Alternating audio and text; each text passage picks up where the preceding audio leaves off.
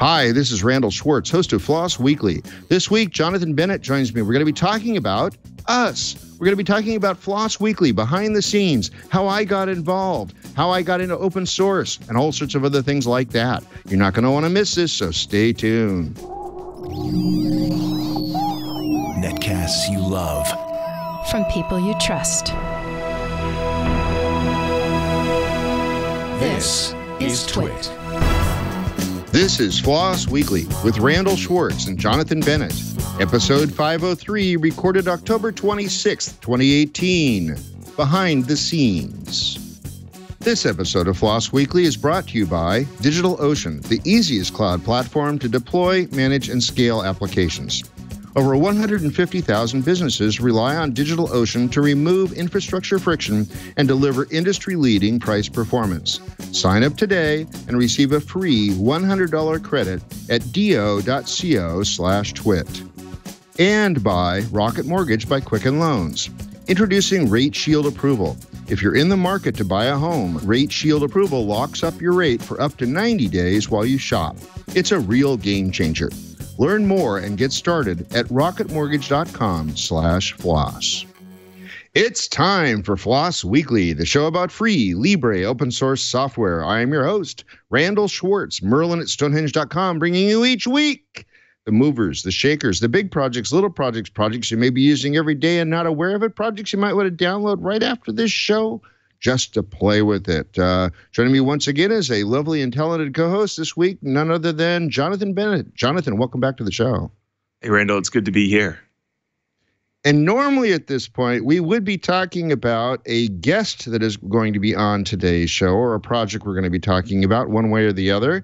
But we have just been informed that our guest that was scheduled for today is still in the air, still flying. So he is unavailable to be on today's show. So we've been brainstorming behind the scenes to figure out what we wanted to do. And we decided we wanted to talk about what we do behind the scenes. I mean, it's something that is probably pretty fascinating to some of you out there. Well, maybe all 7 of you. I have no idea who's actually interested in stuff like this. But Jonathan and I are going to chat back and forth. Jonathan is going to ask me some questions about how I got into open source and how I got into this podcast. And maybe some other questions as well. I think he's just going to surprise me. Really, it's we did almost no planning for this, but we'll figure something out. And then we'll talk a bit about what I'm doing all the time to produce every one of these now 500 episodes. This is episode 503 actually of FLOSS Weekly. It's been quite a bit. Well, I didn't do the first 17. Sorry, not the first 17, but all the rest of them. So those were all mine. Jonathan, you want to chime in there for a second while I pull up the ad? Sure. So shows like this usually tend to be either the greatest show ever done or bombs the worst. And we get to see what today is going to be. Hopefully it'll be one of the great ones. Just accidental greatness. But I'm looking forward to it because there's some things I've heard stories about you, some things I know have happened that I've never been able to ask about. I think that'll be interesting to dig into and kind of understand, where those early things, how those early things brought you to where you are now and the way you look at the world. It'll be interesting. Oh, cool. Well, I do give a good interview. That part is known, and also because I've been around for. And I've been a professional for 46 years or so. But before I get into that, I do have a very important message because this episode of FLOSS Weekly is brought to you by DigitalOcean. DigitalOcean provides the easiest cloud platform to deploy, manage, and scale applications with Droplets, virtual machines that are a scalable compute platform with add-on storage, security, and monitoring capabilities. You can choose from standard or CPU-optimized Droplets and customize from there. DigitalOcean is designed for developers. The easy-to-use control panel and API lets developers spend more time coding and less time managing their infrastructure. Industry-leading price to performance. Access the compute resources you need at the lowest rates, saving up to 55% compared to other cloud providers. And you'll always know what you pay per month with flat pricing structure across all data center regions. Included at no additional cost. 99.99% uptime SLA, cloud firewalls, monitoring and alerting, full DNS management, global data centers, enterprise SSDs, easy-to-use API, Over 150,000 businesses, including some of the world's fastest growing startups and including yours truly, Stonehenge Consulting, rely on DigitalOcean to remove infrastructure friction and deliver industry-leading price performance. Sign up today and receive a free $100 credit at do.co/twit. That's do.co/TWIT for a free $100 credit. And we thank DigitalOcean for their support of FLOSS Weekly. Now let's go ahead and return back to the show. Usually this is where I bring on a guest, but we don't have a guest. So let's just get started. So let's talk a little bit about producing FLOSS Weekly. So I want to sort of get into that first, and then you can start asking me questions. Well, actually, you want to ask me questions about my background first? I think that makes sense to start with the backgrounds, kind of start in Sure. the ages gone by and then catch ourselves up to the present. So Randal, where did you get your start playing with computers and technology? How old were you when that started? Extremely young, and that I am totally appreciative of, which is that I started, my dad and I had an electronics lab that we would build pretty much everything that was on the front cover of Popular Electronics. We would build all sorts of stuff from Heathkit. I was a soldering fool. I was that sort of thing. We built analog circuits. We had Nixie tubes. We had digital circuits and everything. So this is in the I'm going to say it's the 73-ish, 72-ish sort of range of time, maybe 71, somewhere down in there. And he was a hobbyist, absolutely. He was a jack of all trades, master of none, but he really enjoyed playing with his electronics. And we built these digital, like and OR gate breadboard things, so you could have like these circuits. You could make like flip-flops and things like that. And I really enjoyed that. At school, I was really enjoying doing math. And so I thought, putting the two together, electronics and math, what's the natural intersection there? And the natural intersection is computers. So I decided that at some point I'd probably learn to do computer programming and go work. At that point, the only thing that was available was government and banks. So I thought maybe someday I'll end up working in a bank. But one of my dad's clients that he worked for, he did like heating, air conditioning, appliance repair, things like that, was an electronics manufacturer, or electronics retailer. And they had a bunch of books on the 7400 series of digital circuits, some PDP-8 book, a bunch of stuff like that, a bunch of like basically manuals that Digital had handed out. And he brought those home as part of his booty for the day, apparently. The guy gave them to it. Yeah, I don't know how he got it, but somehow he got it. And one of the books was on a programming language called Focal, F-O-C-A-L. And I read through that book, and I think I was 9 at the time. So around 9, maybe 8, 9, one of those. Maybe 10, maybe as much as 10, but I think it was probably 9. And at least that's the way I remember the story. And I read through the book, and I wrote on lined paper, I wrote a program that was in the Focal language. To this day, I've never actually accessed a computer that could spoke Focal, but that's okay. It's one of the few languages I've written in that I've never actually run. So I wrote this down.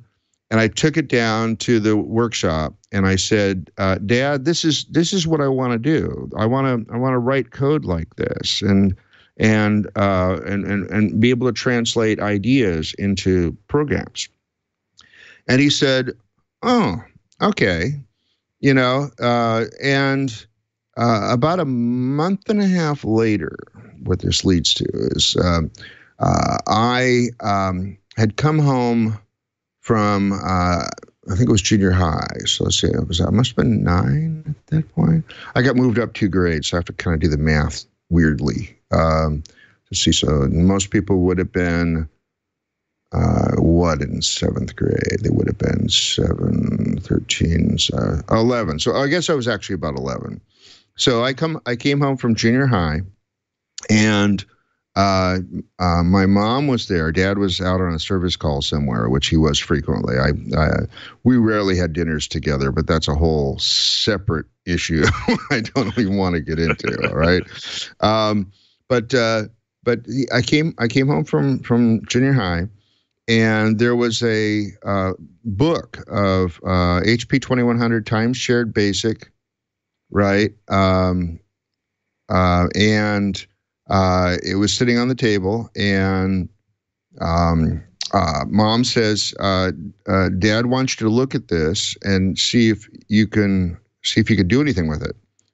And I started reading all the way through it, and I quickly grasped the concept of time shared basic. It was a simple basic, variables only like $1, $1, $2. That's it. Not a lot of many variables, that sort of thing. Basic subroutines, didn't have named parameters, just, pass things by reference, things like that. And I immediately grasped it. I mean, it was like, okay, yeah, I get this. I get what these are for. I get what these are for. I get what these are for. And I grabbed it again. I grabbed a piece of lined paper, and I wrote a program that said, type 1 to add, 2 to subtract, 3 to multiply, 4 to divide, and then it would go to one of the 4 subroutines, and then run, and then do the operation. And so it was like maybe 100 lines of paper. I think it was like front and back or something, and that was it. And so I wrote this all up in that afternoon. And then Dad got home and said, "Do you think you'll be able to take advantage of this?" And I said, "Well, yeah, I've already written a program in it." And he goes, "Okay, that's good." And it turns out that he and Mom had arranged with the high school that was walkable distance from where I lived. I took a school bus to get from junior high. So the high school walkable distance, he had arranged for the computer teacher there to make his Saturdays available to instruct me. I mean, this is above and beyond, but they knew that this was my goal. This is what I wanted to do, and I was already ready for it, or I wouldn't have written the other program, a few months earlier. And so I went down there that first Saturday with Dad to meet the teacher. And the teacher said, we were sitting in front of an ASR 33 teletype, uppercase only, 110 baud, noisy as heck. And he sat me down in front of the terminal, and he said, "So let's start with the first page of the book." And I said, "Can I just type in my program and see if it works?" He was like, "What?" And I typed in that program very slowly. Of course, my typing speed was not anywhere near where it is now or recently at all. Mm-hmm. And I typed that in, and my first program that I wrote with like 100 lines or so worked perfectly, had 0 bugs. And the teacher was suitably impressed and was pretty amazed that I had done all this studying on my own, able to do this entirely on my own. So I knew I was on the right track. I knew that's what I wanted to do. So the teacher made himself available for like the next 6 Saturdays or so, but he was also like one of the sports coaches. So the sports season that he was involved in started after that, so he was not going to be able to take care of me afterwards. So the next year I went, they gave me access to like, nights, not nights, but like after school every day, but not Saturdays. And then when I was actually in that high school, I had every morning before my first period, I had break, I had all of lunch, I had 2 hours each evening to sit in front of this ASR 33 and just practice the heck out of this, write code, type in stuff I found online, not online, but type in stuff I found on books, That's back when the Bite Shop was a big thing. I don't know if you remember the Bite Shop, but then maybe it was never out in the Midwest, but it was huge. And so that I would go down there and look for books and stuff on BASIC. And so that was huge. That's how I got my training. And between my freshman and sophomore high school years, we moved from Gladstone, which is a small suburb of Portland, out to Colton, which is a tiny 10-room high school. But luckily, what they had another ASR 33 that was tied in not to the same computer, but a different computer, but nevertheless had exactly the same time-shared basics. So I was able to keep practicing all my stuff and keep everything up to date and had a great time. And through that system, I built a, we would call it today like internet chat and internet mail system, and met friends that were working for a different school district. And I ended up working for them. At age 15, I was making, I think it was $30 an hour. And this would have been in 1977. So somewhere in there. So it'd be the equivalent of like $150 an hour now. But I knew that once I was making money at that rate as a contractor, consultant, I didn't need to go to school. So I didn't go to school. I went right from there into the industry, spent 7 years working for 3 different employers. And now I've worked for myself for 42 years, I think it is now. So yeah, that's the short version. So you were in the generation that started with mainframes and teletype machines connected to mainframes. That's interesting. People younger, my age, us young whippersnappers, we don't have that. We started with maybe a 386. I think my first memory with a computer was probably a Tandy 386 or 486 in a store somewhere. And again, it's kind of similar. My dad finally coming over and seeing what I'm doing and telling me, no, this is how you use the mouse. You click on things and it makes things happen. And I have this memory kind of cemented in my head of that's when this world of computers started opening up. And it's like, oh, you can make this do what you want it to. Did you, when was your first microcomputer? This seems to be about the right time to have some experience with the Altair 8800. Was that something you were aware of? Oh, I have even more experience than that. I got the school to use its $2,000 annual budget that it had allocated for special projects to buy an MSI 8080 kit, which I assembled for the school. So yes, I do have experience with microcomputers. I have experience also with my shag rug in my bedroom having all these little snips of wires for the rest of the time I lived there. I couldn't walk around bare feet very easily. It'd be like, ow, ow, ow. But no, the MSI was a beautiful, beautiful piece of equipment. I think much better than the Altair. I mean, those big toggle switches and stuff, and the wonderful deep set LEDs, and I mean, there's no misunderstanding about why they use that in war games, because it's a beautiful computer. So you said you opted not to go to college, is that right? Yeah. I think it's interesting that a lot of us have had a similar progression. Not that everyone has, of course, but a lot of us that really got into computers early, we either skipped college altogether, or I went to college for 3 years and finally came to the conclusion that this isn't helping me do what I want to do. It's just a distraction. So let's go dive into the more meaty things. Let's get some real world experience. Try to start making some money on this. What were the companies that you worked for, and then what happened that led you to self-employment? Good question. So I had worked for a small consulting firm, Custom Software Systems, and I created a terminal-oriented text organizer called Toto.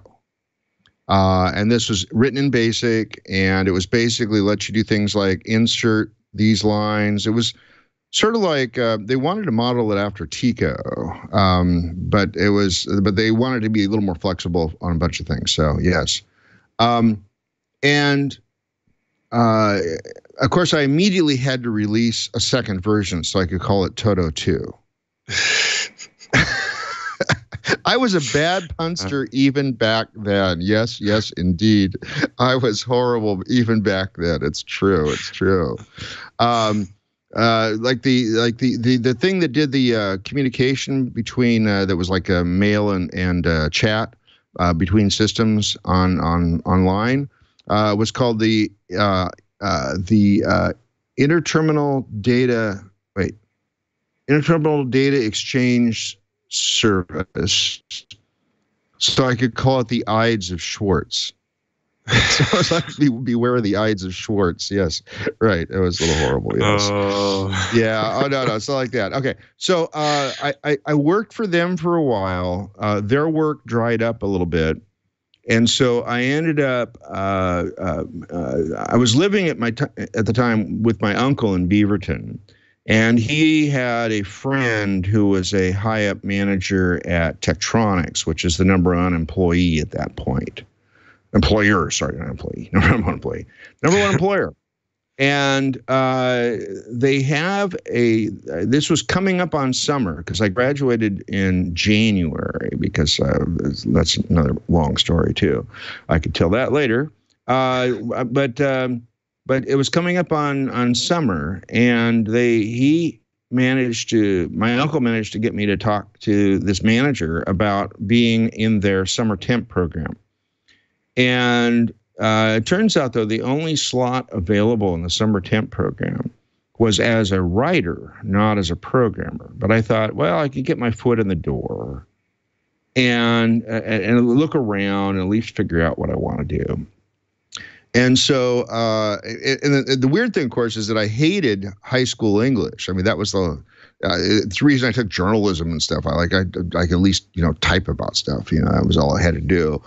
But I could at least get my foot in the door. And as it turns out, that was probably one of the best career moves I could have ever made, because I ended up being taken under the wing of Lyle Settle. Lyle, an amazing character, an amazing guy, understood the process of communication. I had already been exposed to him without realizing it until maybe a month into our working relationship, by the fact that he wrote the HP 35, 45, and 65 manuals, which were some of the best ever calculator manuals I'd ever seen. And to actually be working under his, tutelage, his guidance was a thrill. But what happened also is that there was a really excellent technical editor, Jack Falk, who worked in that group. And he taught me about writing. He taught me how to understand what not to say. And the way this would come about would be things like I would have a big page of text, and I would take it to him for editing. And he'd pull out, and he had these big ham hands. He was big hands, right? and he had like a big black pencil, like huge black pencil. And he would just start scratching through each paragraph. And he would then take out his little pencil and he goes, "What are you trying to say here?" And I'd say, well, the -V switch enables verbose mode. The -V switch enables verbose mode, he would write. And then he'd take that second paragraph, do exactly the same thing with it. He would just cross through the whole thing. And eventually what I learned, which I never sort of knew inherently or never sort of thought I was taught, was that you can write like you talk.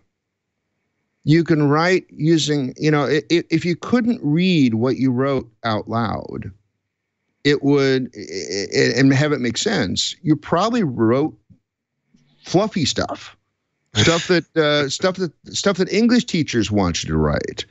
And that stuff's wrong. That stuff's wrong for technical, practical communication. So if you look at the front copies or the front pages, prefaces of the Learn Pearl and Intermediate Pearl editions and the earliest Camel book, you'll see special thanks to Lyle and Jack for teaching me nearly everything I know about writing. And I absolutely, I swear by that.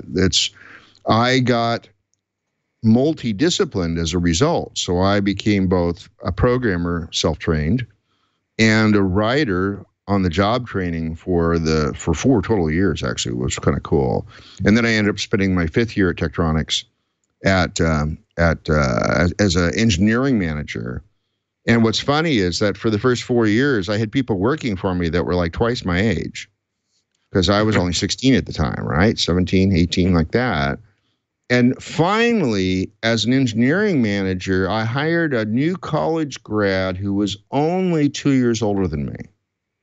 So finally, I was supervising people that were closer to my age. So I spent 5 years at Tektronix. I spent a year at Serviologic, which went on to do databases, Smalltalk-based databases. And I spent a year and a half at Sequent, which got bought by IBM many, many years ago. But at that point, my dad was self-employed all of his life. So I kind of went, I think I can probably do this too. So I thought, I'll try that. And apparently that's worked out. Stonehenge has been around now for since 85, I think it is. Yes. So this is 2015 it's like 42, 43 years. I don't know. I have to look at my LinkedIn page. It's like I never remember when I made the transition. It's not like I have a big anniversary party or anything. I just simply keep enjoying the fact that my boss shaves me every morning and dresses me and doesn't dress me funny. So, yeah. The time at Tektronix then really set you up for doing the writing that came later. How much later did the the famous writing of the Pearl books happen?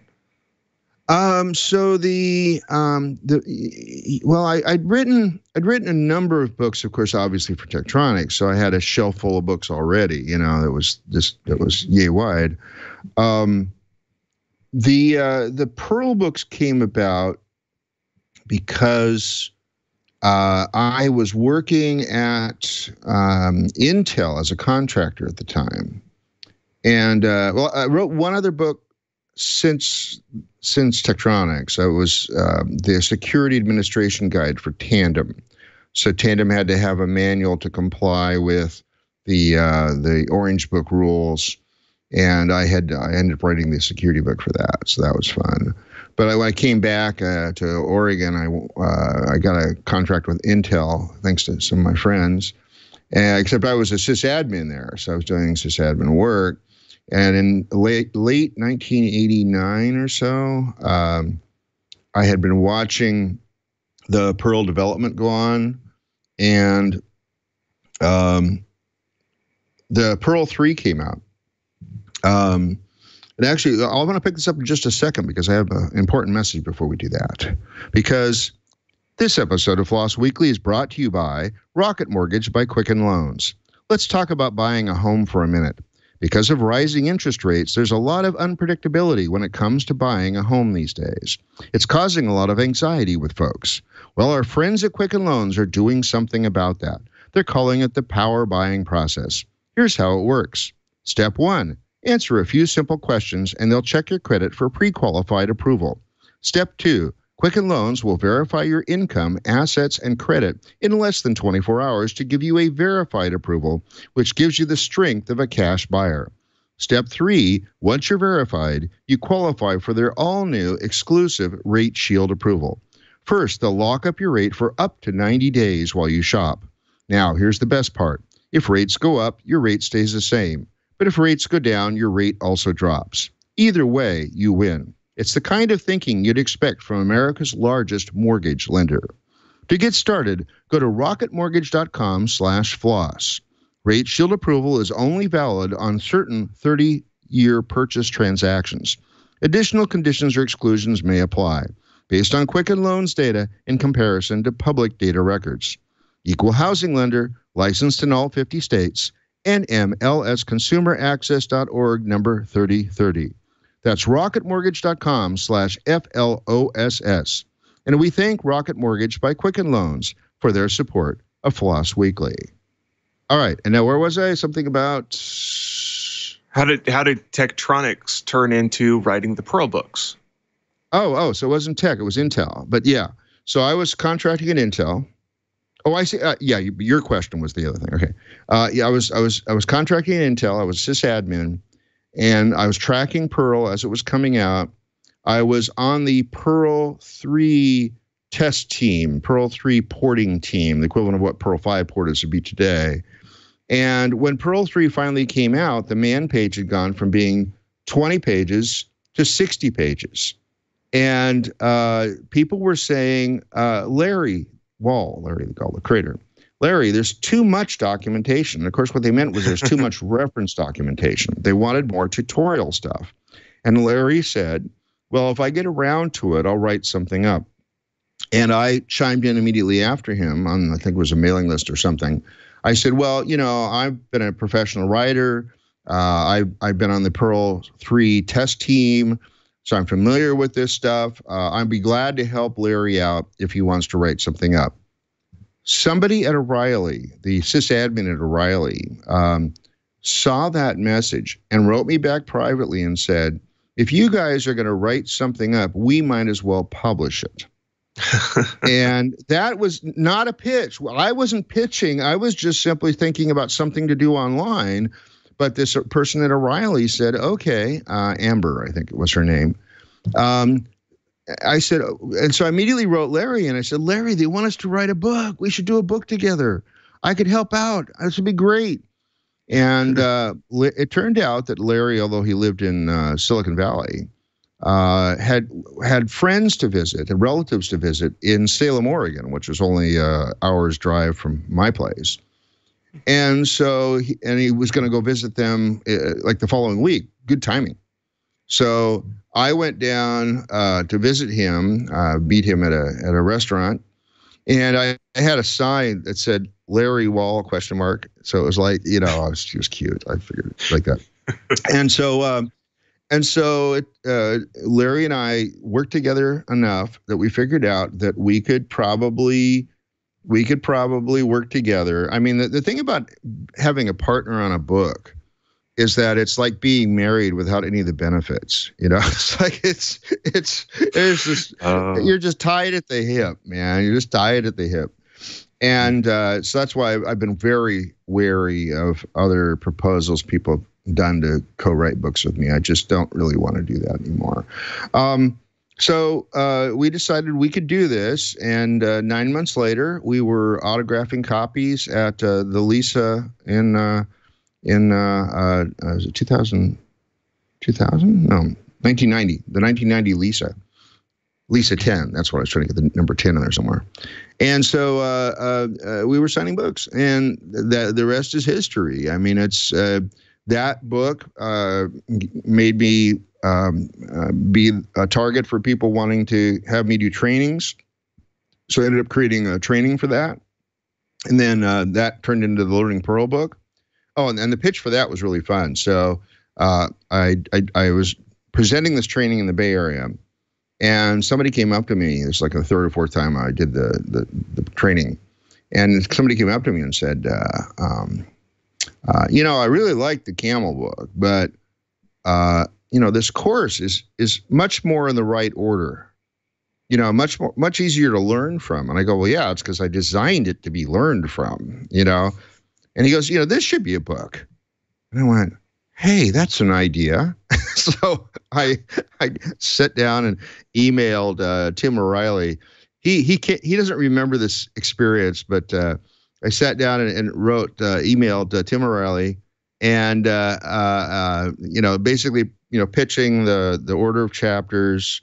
And I had done a smart thing when I wrote the training course for the company in the Bay Area. I retained the right to all of the exercises. Because those are the toughest things to make right, because you got to get this whole concepts in what order you want to present them in and so on. Yeah. So but I did retain the right to the exercises. So I pitched this. I also realized that 2 of the chapters were out of order in the training course. So I flipped those in my outline, but all I had was an outline, just headlines. That's it. So the 10, 12 chapter titles, whatever it was. And I emailed Tim, and Tim called me on the phone 15 minutes later and said, "We have been waiting for you to pitch any other book. The Camel book sells so well. It set all the records. It's like everything. We want you to do another book." Yes, of course. And so that was the quickest pitch acceptance I've ever had for a book. And that became the Llama book. So, it was awesome. And so, and that of course went on the rest of my career of all the books, the alpaca and all the other stuff I've done there too. And the updates to all those. I'm probably not going to be doing, many more books, except maybe in Flutter. And only because there's no money in books. So let me describe the finances of a book if you haven't already gotten rocked this yet. So to make something like the Llama book, I had the advantage that I already had the training course. So I was basically just transcribing a training course. But to make the Camel, it was from scratch. And the industry rate for a book is about a page a day, a page a workday. So you can imagine if you pick up a book that has 300 pages, somebody spent 300 8-hour days on that, or 600 nights and weekends, or they had a partner, but now you're splitting the money 2 ways. Okay, for that, they get a $5,000 advance typically, sometimes more, but that's kind of like the industry middle at this point. Okay, now, so you get this $5,000 and you put in, let's do the math here. So it's like 5,000 hours. Okay, so that's $1 an hour, basically. Okay, right? Okay, Are you following? Are you following, Jonathan? It's yes, not fun. Okay. No. Okay, so and this is why people keep asking why you're writing more books, because I don't want to work for minimum wage. Anyway, so you make this $5,000. Right, and that's an advance, which means it goes against the first $5,000 of royalties your book will make. Okay, so now your book's out. Finally, you got paid your full $5,000. Your book's out, and it starts selling, but it doesn't sell very fast. Well, for one thing, the Camel book has about $3 of royalties total for all the names you see on the front cover. Llama book about somewhere around $2 because it's a lesser price book. Right. So so how long do you think? How many copies do you have to sell of a $2 royalty book to make $5,000? You need to sell 2,500 copies. Well, some books, that's all they ever sell. That's it. So you don't get anything. You don't get anything out of it after that. I am personally very lucky. The Camel book sold like hotcakes. We sold 10,000 copies our first month. The Llama book was similar. Llama book still sells a couple thousand copies a month, which is really nice. I really appreciate that. Thank you guys. Thank you all for still buying my books. And so I actually get a check from O'Reilly every couple months, which is really nice. But that's why I'm not writing any more books. I hope you're not hearing the dogs over there. Anyway, the dogs are going crazy again. So that's why I'm not writing any more books. But if I can leverage something like already having a training course, like I will for Flutter and I had for Learning Pearl, then it becomes more of a how fast can you type? I think I did the entire alpaca book from the alpaca course in about, let's say, 3 weeks of long afternoons at the local brew pub. So I would go in right after lunch, after everybody's cleared out. I would sit down. I'd use their Wi-Fi. I'd use their pints. So yes, that was always handy. And then work until like dinner time, and then go back home. And so I did that for like 3 weeks in a row. And it actually says that in the if you look in the front cover of both the llama and the alpaca, it says special thanks to Beaverton McMinimans for providing me my office space. So I like working not at home. I don't. In fact, as soon as I get done here doing this podcast, or what could be called a podcast, I'll be heading over to the local dive bar down the street and getting myself a nice breakfast and some other stuff too. So that'll be really nice. But yeah, no. So that's why I'm not. And Flutter's going to be the same way. I'm investing my time into building a Flutter training course, fleshing that out, understanding what needs to be taught in a mobile development platform training course, which also includes that I have to be getting good at this too. I have to know what to build a training course, you'd have to know what the little end is. You have to know what the beginning ends are. And you don't know that until you sort of master it somewhat. I can see some of the other training courses out there and I go, okay, so that seems to be the first thing to learn about, and that seems to be the second thing to learn about. But until I actually understand that really well, I won't know. So yeah, that's a really long answer to your really short question, I think. Well, that's all right. And so somewhere along the way, probably in between, if I had to guess, I'd say it's in between Tektronix and the Pearl book. Somewhere in there, you were introduced to this magical concept called open source. When did that happen? Well, I would guess that part of it was that I was playing with like GNU Emacs and Perl 1 early. I think we even had BSD running on our PDP 1170 at Tech. I'm pretty sure we had that. And I saw the source code to Rogue, which I'm one of the few people in the world who can actually say that apparently. I also knew the name of the system on the UUCP net that represented Lucasfilm. So, but that's it. I have some good inside knowledge from lots of interesting, cool things. So yeah, that was nice.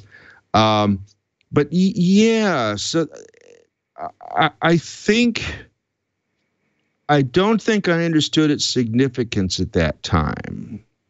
I mean, I'd had a couple of email chats with Richard Stallman, and I had seen some of the stuff that the Free Software Foundation had been promoting about their whole GNU thing that they were going to do.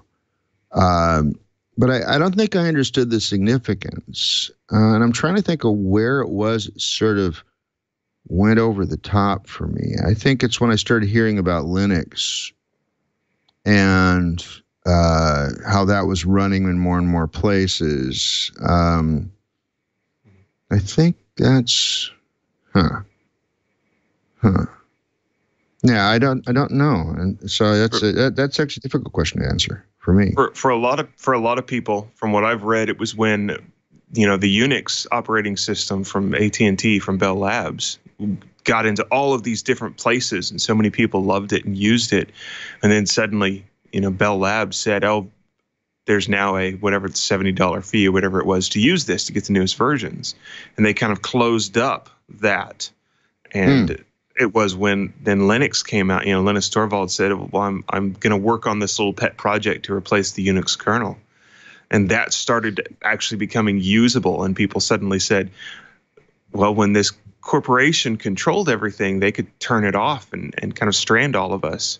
But here's this new idea of open source that, even if as famously has been said, if Linus Torvald steps in front of a bus and dies tomorrow, there's still this community and this license that means that it has a life beyond its own. And it sounds like you were possibly in about the right time frame to walk that path and see those things. I do recall that we were running BSD Unix on our PDP 1170. So, and we were a commercial entity, so we definitely had to pay the licensing fee for it. But we did have a source code license for it, so that was really nice. My first exposure to Linux. And boy, the time has really flown, and I still wanted to talk a little bit about behind the scenes here. So let's actually just put a finger on that for a second. I want to talk about what I do every week to make this show happen, and how sometimes it fails, like today. Although, we're still pulling off a show today. This is actually there's some good information in here, so this would be nice. Yeah. Well, it's up to our audience to actually say that. I can't talk about myself that way. That doesn't make any sense. So here's what's happens. This show is weekly, obviously, and I've tried to keep it weekly for many years now, and even on the times that I can't be here, my wonderful and talented rotating panel of co-hosts sometimes become both the host and the co-host in order to keep this show going. And that was sort of an innovation I made, about 6 or 7 years ago, I think. So, but basically I have, as I often say at the end of the show, the giant spreadsheet. So I've got this Google spreadsheet that has 2 public columns and 5 hidden columns. Let me pull it up right now on my screen so I can remember what's in there. 4 hidden columns. So the columns you guys can all see, if you go to twit.tv/floss and follow the link to upcoming guests, are the person or project, the status, and I update those. Those are actually live columns for me to be able to see what's going on. But there's the next column over is co-host status. So just before every show, I send out an email to everybody on the co-host list, and they let me know whether they can make the co-host slot for that particular show. And things change for people, so I make that go out as late as possible. We then have a column called sponsor, where I keep track from the office, the home office. They send me email notices that says DigitalOcean will be on these shows coming up. And so I want to keep track of that so that I can have a good sense of who's actually on a particular show. That's important on the shows that I don't host, because we don't want any of the co-hosts who are hosting that have to read the ads to have any conflicts. So it's very important that I have that upcoming as well. I then have a status, and this is something like, did I already request the information from the guest? Does the guest have flexibility on dates, things like that? And then I have the contact info. So I have actually the private email address. I don't want to reveal people's email addresses, so I'm pretty careful about that. Having that as a separate column. So that's my view. So the 2 public columns are in purple, just to make sure that I know that anything in there people will see. So that's pretty cool. So I manage that spreadsheet. I look at some of the upcoming question mark slots, and I send out emails about once a month or so to try to get people from the invite list from below to come and be in those dates. And sometimes that means works, right? Yes, Eric, it needs more blockchain. You're right. Exactly. So so I manage that. The day before the show, I send out what I call the daily, the weekly rundown. So in other words, I take all my information, I email it to 5 or 6 addresses at the studio, and also to my co-host. and it will have information like the Skype handle, the tag they want under their name, the what else is in there, Jonathan? It's the bio of the person, the list of questions that they've sent in. Oh, and that's an aspect too. So when I set up a guest, I actually ask them to send me questions to ask if we get stuck. That's my secret sauce. You know, like if I really get stuck, I just go down and drill down right away and see what's there. So that's been really, really handy. And so I send all this out the day before, and then the morning of the show, of course, we're here and we do our thing. If I have ads to read, of course, I pull those all up too. I make little tabs for everything. I usually get the ads sent to me a couple days early, so I put little favorite bar icons on those, and so on. So so that's kind of the limit of my involvement coming into the show. There's some scrambling to get a co-host. There's some scrambling to get guests.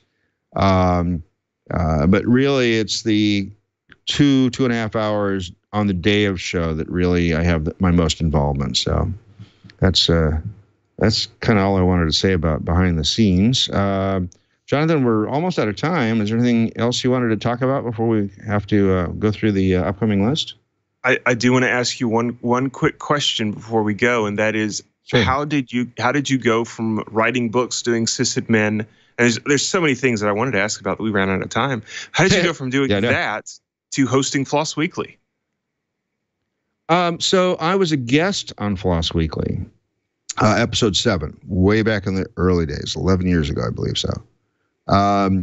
And I was visiting Leo doing his TV show out of Vancouver.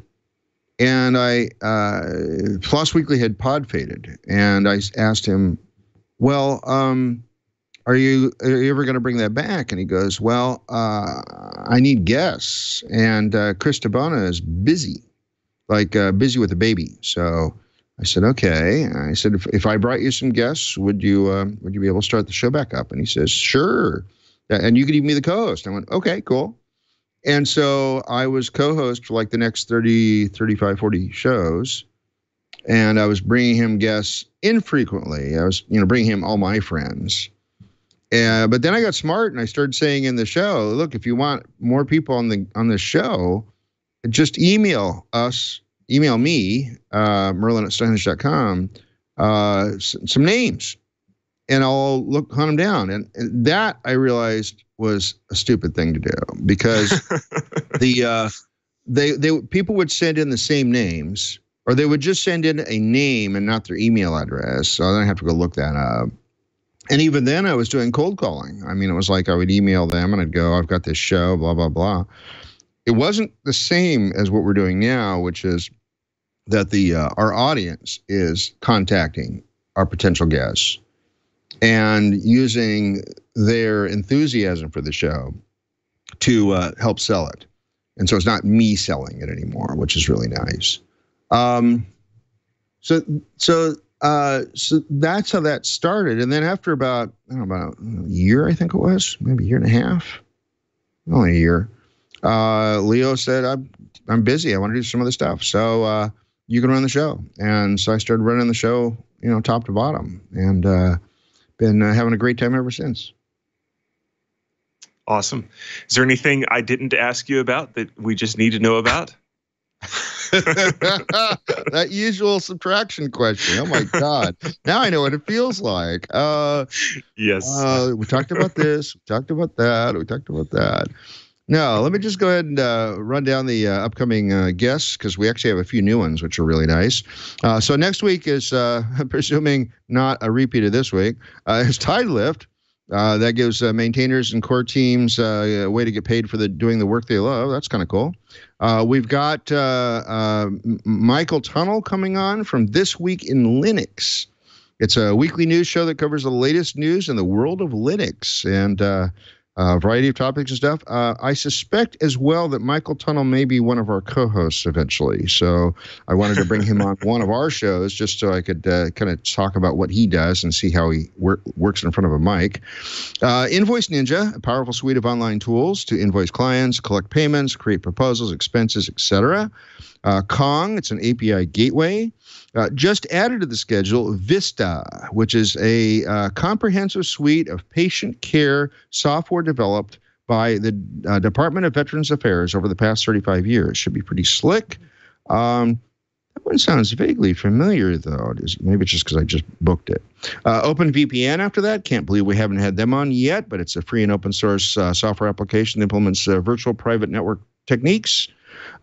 Also just added to the schedule, YadaDB, which is a new kind of database company delivering a proven database engine to your application, enhancing simplicity, security, stability, and scalability.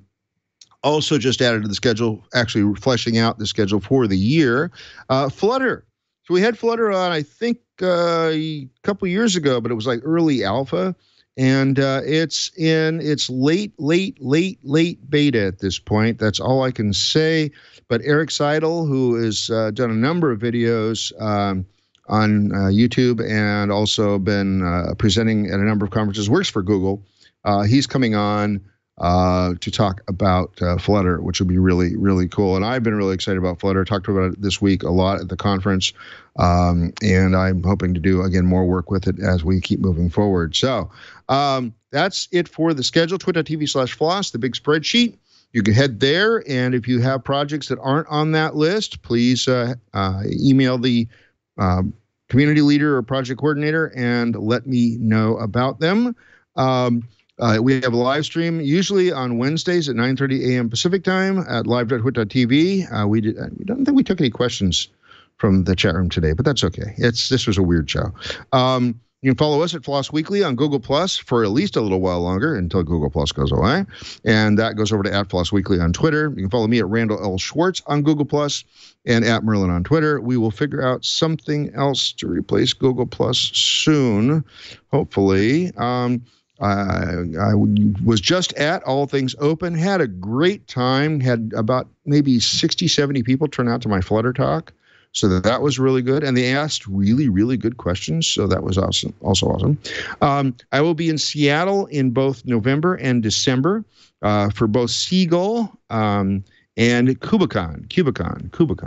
And KubeCon did a stately dome decree. No, never mind. Not like that. All right. Anyway, we'll be there for both of those. Anything you want to plug there, Jonathan? I'll mention you can follow me on Twitter at JP_Bennett, and also go check out at hackaday.com the Hack My House series. Basically, it's me documenting the different hacks and technology bits that I'm putting into the house I'm remodeling. Very interesting. Go check it out.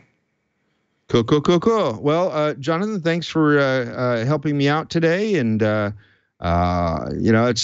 wasn't a blockchain show, but that's okay. You don't need to have a blockchain show more often than not. So at least we got a show in here. We've got hopefully some interesting content for people. I guess I'll be getting feedback on this. People will probably say, that's the stupidest show you've done in a long time. I don't know. You know, it's kind of fun this way. Anyway, so hey, I run the show. What can I say? So thanks, Jonathan, once again, and we'll see you all again next week on FLOSS Weekly.